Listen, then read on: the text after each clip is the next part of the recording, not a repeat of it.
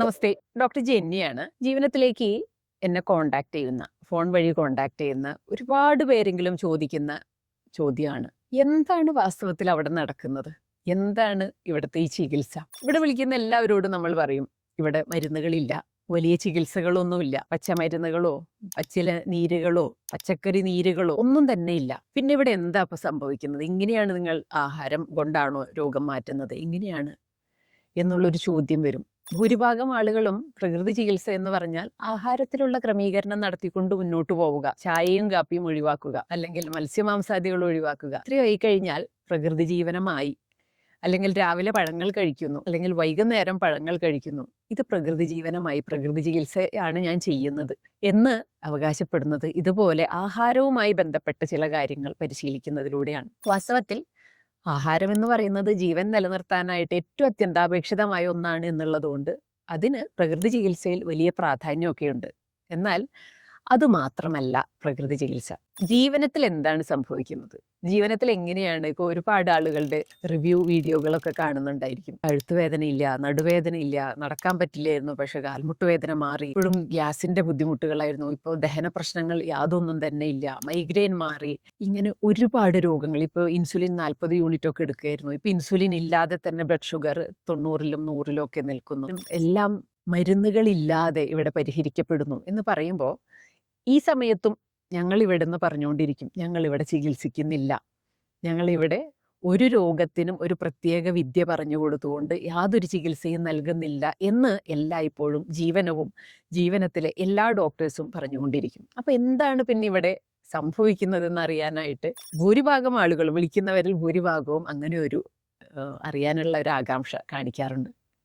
വാസ്തവത്തിൽ ഇവിടെ ശരീരത്തിന് സ്വന്തമായിട്ട് ചികിത്സിക്കാനായിട്ടുള്ള ഒരു വൃത്തിയുള്ള ജീവിത സാഹചര്യം ഒരുക്കി കൊടുക്കുക മാത്രമാണ് ചെയ്യുന്നത്. വൃത്തിയുള്ള ആഹാരം, അത് എളുപ്പത്തിന് ദഹിപ്പിക്കാവുന്ന തരത്തിലൊന്ന് കമ്പൈൻ ചെയ്തൊക്കെ കൊടുക്കും. എളുപ്പത്തിൽ അതിൽ നിന്നുള്ള പോഷണത്തിന് ശരീരത്തിലേക്ക് അബ്സോർബ് ചെയ്യപ്പെടാൻ സാധിക്കണം.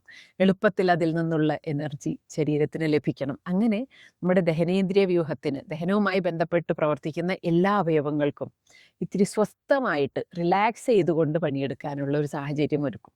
പരമാവധി പണി കുറച്ചു കൊടുത്തുകൊണ്ടുകൂടി കായികമായിട്ടുള്ള അധ്വാനം എന്ന തരത്തിൽ ക്ഷീണിപ്പിക്കുക എന്ന അവസ്ഥയിൽ നിന്ന് മാറ്റി, കാരണം ഇവിടെ രോഗചികിത്സയുമായിട്ടാണല്ലോ ആളുകൾ വരുന്നത്. അപ്പോൾ പണിയെടുത്ത് ക്ഷീണിപ്പിക്കുക ചെയ്യുകയില്ല, പക്ഷെ എല്ലാ ശരീരഭാഗങ്ങൾക്കും ചലനം കിട്ടത്തക്ക രീതിയിൽ പല വിധത്തിലുള്ള എക്സസൈസുകൾ, അത് പല പല സമയങ്ങളിലായിട്ട് യോഗയായിട്ടും വേറെ മസിൽ സ്ട്രെങ്തനിങ് പ്രാക്ടീസുകളൊക്കെ ആയിട്ടെല്ലാം ശരീരത്തിന് കൃത്യമായിട്ടുള്ള ശാസ്ത്രീയമായിട്ടുള്ള രീതിയിൽ ചലനം ലഭ്യമാക്കും. ഇതോടൊപ്പം തന്നെ റെസ്റ്റിന് വലിയ പ്രാധാന്യമുണ്ട്.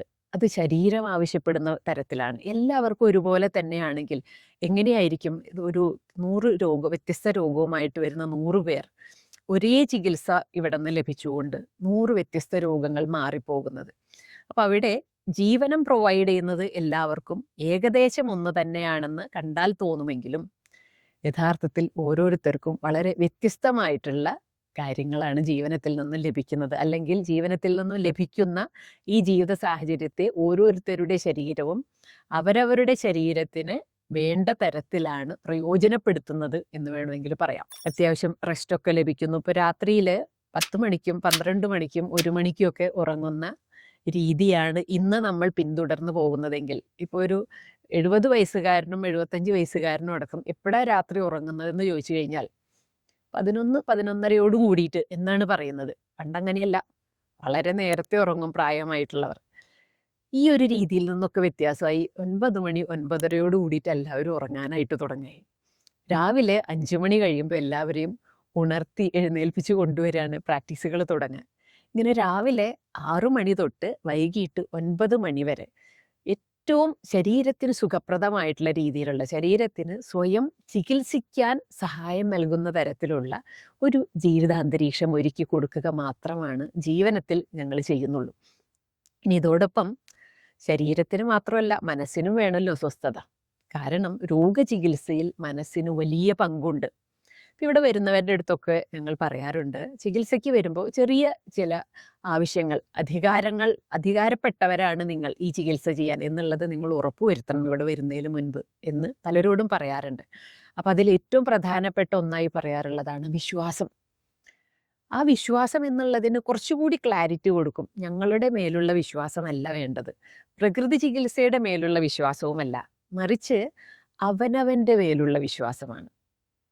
ഒരു ഏകകോശ ജീവിയായിരുന്ന ഞാൻ ഈ ഒരു രൂപത്തിൽ ഇപ്പോൾ, അല്ലെങ്കിൽ അമ്മയുടെ ഗർഭത്തിൽ ഒറ്റ സിംഗിൾ സെല്ലിൽ നിന്നും തുടങ്ങി ഒരു 9-10 മാസം ആകുമ്പോഴേക്കും ഒരു പൂർണ്ണ മനുഷ്യരൂപമുള്ള ഒന്നായി മാറാനായിട്ടുള്ള ഒരു കരുത്ത് എൻ്റെ ഉള്ളിൽ ഇരിക്കുന്നുണ്ടെങ്കിൽ, വീണ്ടും ജീവിതത്തിലുടനീളം ആ കരുത്ത് ഞാൻ കണ്ടുകൊണ്ടേയിരിക്കുകയാണ്. ശരീരം വളർന്നുകൊണ്ടേയിരിക്കുന്നു, പ്രശ്നങ്ങൾ പരിഹരിച്ചുകൊണ്ടേയിരിക്കുന്നു, ഏതൊരു സാഹചര്യവുമായിട്ടും പൊരുത്തപ്പെട്ടുകൊണ്ടേയിരിക്കുന്നു. അപ്പം ഇത്രയും കഴിവ് എൻ്റെ ഉള്ളിലുണ്ടെങ്കിൽ ഈ ശരീരത്തിൽ വരാവുന്ന അല്ലെങ്കിൽ വന്നു കാണുന്ന ചെറിയ ചെറിയ പ്രശ്നങ്ങളെ പരിഹരിക്കാൻ കൂടി ആ ശരീരത്തിന് കരുത്തുണ്ടാവണം.